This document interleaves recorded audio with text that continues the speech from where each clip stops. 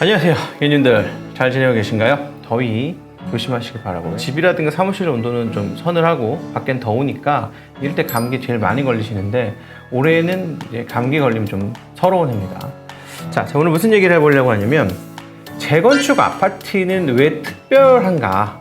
이번에 부동산 규제책이 나오고 나서 주택 가격이 가장 타격을 많이 받은 게 재건축 아파트입니다.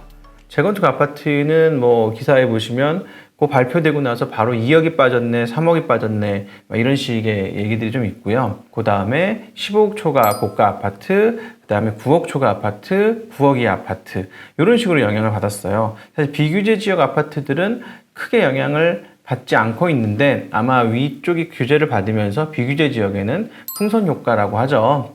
나머지가 다 막혀 있으니까 자금이 일로 좀 쏠리는 현상. 이분들은 굳이 그렇게 비규제까지 가서 부동산을 하려고 하시는지 모르겠어. 그냥 주식시장으로 가시지.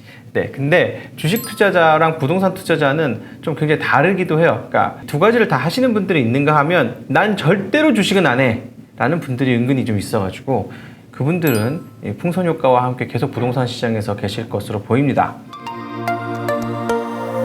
자, 재밌는 내용이 또 하나 있죠. 토지거래 허가구역이라 그래서 삼성동, 대치동, 청담동, 잠실동 이렇게 강남구와 송파구 일부가 이제 들어갔는데 이거는 뭐냐면 1년 정도는 사실 이 동네에서는 거래를 좀 하지 마세요.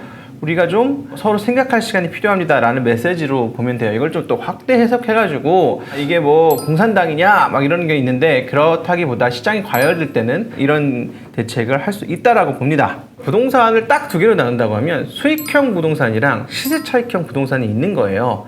수익형 부동산이라는 건 뭐냐면 월세 소득을 받는 부동산, 대표적으로 상가 이런 거 있죠. 상가는 이제 임대차 보호법들이 많이 강화가 됐고요.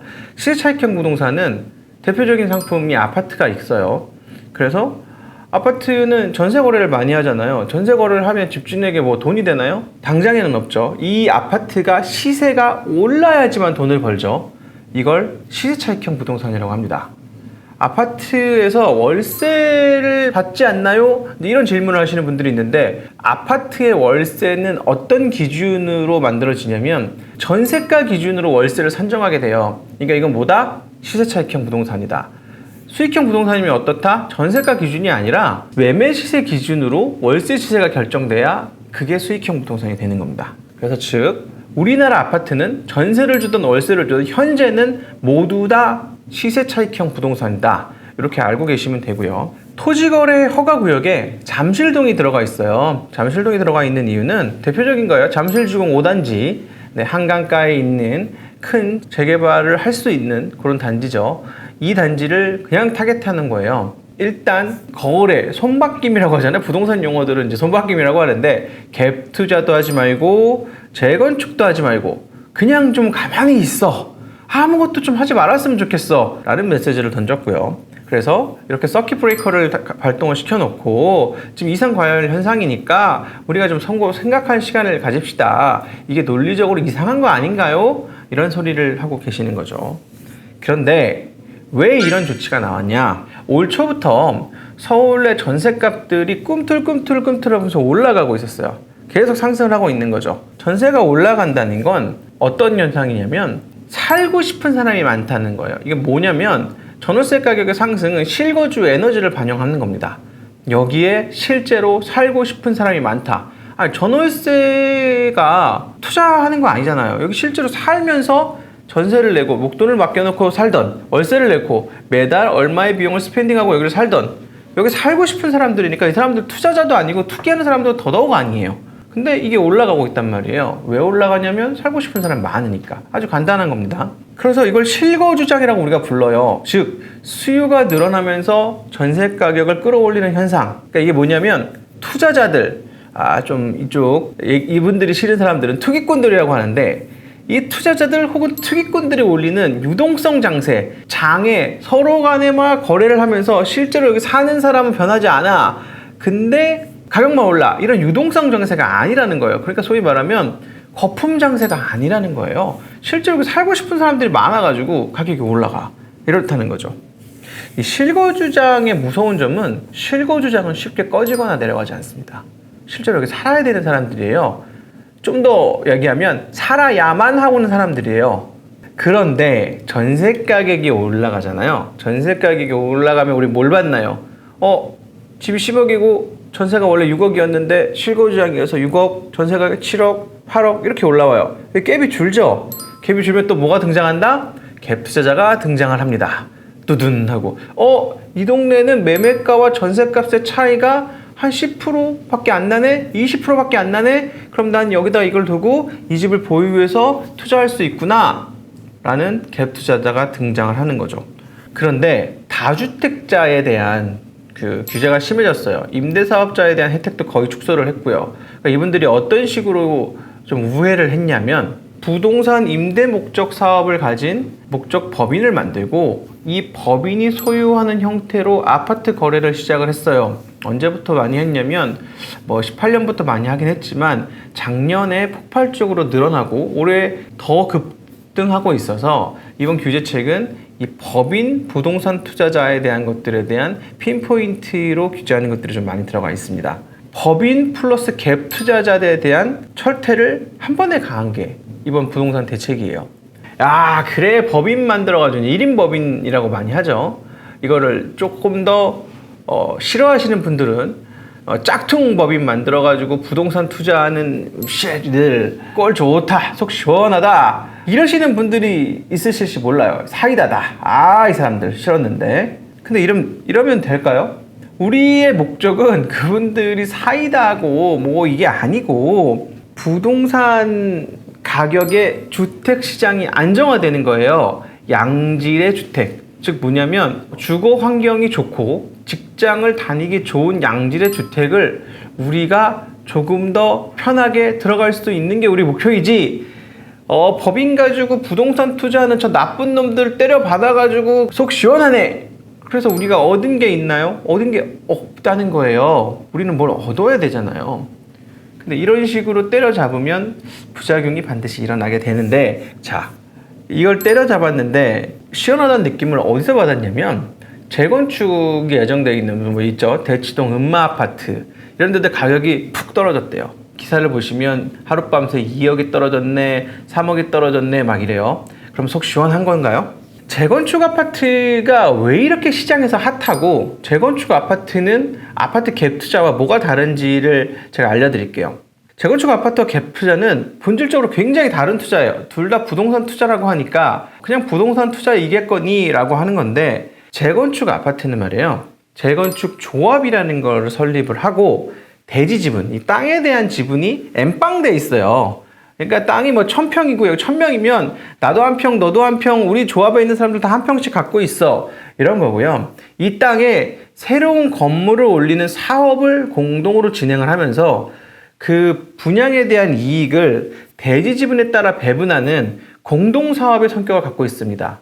즉 얘는 뭐냐면 재건축 조합이라는 건 건축 사업을 진행하고 있는 거예요. 그러니까 조합원 수백 명, 수천 명이 공동으로 투자하고 공동으로 분양하고 공동으로 리스크도 지는 겁니다. 그러면서 이분들이 건설업자는 아니니까 건설 시공사라는 거 하나 지정을 해요. 보통 입찰로 지정을 하는데 그래서 자금 조달, 설계, 시공 같은 거는 건설사가 외주를 주는 형태로 사업을 진행을 하는 겁니다. 간단하게 요약하자면 이분들은 재건축 조합이라는데 뭐 하는 거냐면 비즈니스라는 거예요. 즉 사업을 하고 있는 분들이에요. 여러분 사업은 뭡니까? 잘 되면 조금 더 수익이 많이 나지만 만약에 분양 사업이 잘 되지 않으면 이분들이 리스크를 떠안고 우리는 여기에서 엄청나게 고가 자재를 때려 넣어가지고 우리 동네가 짱이야 이렇게 만들어 봤는데 너무 비싸니까 분양이 안 되더라. 이런 현상이 실제로 일어날 수 있거든요. 이렇게 일어나면 그분들은 손해를 보는 거겠죠. 즉 사업 재건축은 사업 자체도 쉽지 않지만 리스크도 굉장히 커요. 근데 이걸 단순하게 시작점과 끝단만 딱 봐가지고 부동산 시세 상승에 대한 차익으로 보니까 그렇게 간주해버리니까 나는 배 아파갖고 저거는 못 보겠다. 이런 분들이 엄청나게 많은 거예요. 이게 이 안에서 이 사람들이 얼마나 리스크를 가지고 이걸 만들기 위해서 애를 썼는지에 대한 부분은 전혀 고려되지 않은 거죠. 그냥 재건축하기 10년 전에는 5억이었어. 근데 재건축하고 나니까 15억이래. 이 사람들 다 10억씩 벌었네? 그냥 이것만 싫은 거예요. 이분들은 실제로 부가가치를 올리는 일도 했어요. 주거 사업을 개선했고 그 다음에 살기 좋은 동네를 만들고자 애를 쓴 거잖아요. 제가 뭐 재건축 편을 들자고 하는 건 아니지만 이분들이 아무 일도 안 한 건 아니에요. 저는 심지어 재건축에 투자하고 싶지도 않아요. 이 재건축이 또 기한이 되게 길기 때문에 보통 사업이 시작하고 끝나기까지는 거의 막 10년씩 소요가 돼요. 이 10년씩 재건축에 묶이는 걸 보면 이 연단위 시세 차익으로 환산을 해보면 연단위 수익률이 그렇게 높지도 않습니다. 주식시장이 훨씬 더 수익률이 좋아요. 그래서 재건축 아파트가 아파트 시세를 끌어올린다고 하냐면 저는 그 의견에 동의하지 않습니다. 재건축 아파트가 아파트의 시세를 끌어올리는 게 아니라 새 아파트가 시세를 끌어올리는 거예요. 같은 얘기라고요? 다른 얘기예요. 얘가 재건축을 하는 행위 자체가 중요한 게 아니라 주거 환경, 높은 주거 수준에 대한 수요자가 대기하고 있다가 이 시세에 대한 가격을 지불할 수 있는 소비자가 시장에 많이 있다는 뜻이에요. 눈높이가 높은 사람이 많다는 뜻입니다. 자, 아무튼 재건축 아파트는 시세를 끌어들이는 것이 아니다. 그런데 지금은 재건축 아파트를 핀포인트 타겟으로 박살을 내고 있다. 그래서 재건축 아파트를 잡아서 좋은데 그러면 주거 환경에 대한 수요는 여전해요. 이거 어떻게 해줄까요? 즉 새 아파트에 대한 수요인데 남양주, 하남, 부천, 고양 3기 신도시가 예정돼 있고 3기 신도시는 GTX를 통해 가지고 보통 강남을 중심으로 연결을 해놨죠. 이걸로 충분할까요? 어떤 느낌이냐면 발등에 지금 불이 떨어졌는데 손을 얼음물에 담그고 있는 약간 이런 느낌? 손에다가 물을 뿌리면 발등에 있는 불이 꺼질까? 경제 논리로 해석해야 되는 일을 정의롭게 뭔가를 해결해 보고자 약간 포인트가 좀 다른 것 같아요. 의식주 중에 가장 공급이 오래 걸리고 중요한 것이 먹는 거, 입는 거는 금방 공급할 수 있어요. 이거 없으면 절대적으로 우리가 살아갈 수 없지만 주는 약간 특성이 다릅니다. 오래 걸려요. 2년, 3년씩 걸리는 특성을 갖고 있어가지고 이게 투자재로서 남아있는 건 이게 오래 걸리기 때문이에요. 아니면 희소하기 때문에. 주식시장이 빗대어서 보면 주식 투자자 중에는 자기가 투자한 회사 사업 영역에는 1도 관심도 없어. 시세에만 관심 있는 투자자들도 있어요. 이런 투자자도 있고 파생 상품 시장이 생겨서 부작용도 굉장히 많지만 시장의 유동성 확대를 위해서 시장이 결국 안정적으로 돌아가는데 도움을 줍니다. 우리는 시장에 동작하는데 이런 사람들과 이런 상품이 필요하다고 인정을 해요. 결국 시장의 유동성이 커지면서 기업의 자금 조달이 원활하게 되는 것이거든요. 본래 목적이 달성이 되니까 다소간의 부작용이 있어도 우린 이걸 좀 봐주는 거죠. 직장 근처에 살고 싶은 사람에게는 직장을 옮기라든가 서울에서 회사를 다 없애세요. 이럴 수 없잖아요. 이거 불가능한 얘기예요. 서울에 살고 싶은 분들에겐 서울에 살 수 있다는 희망을 줘야지 되는 거 아닌가요?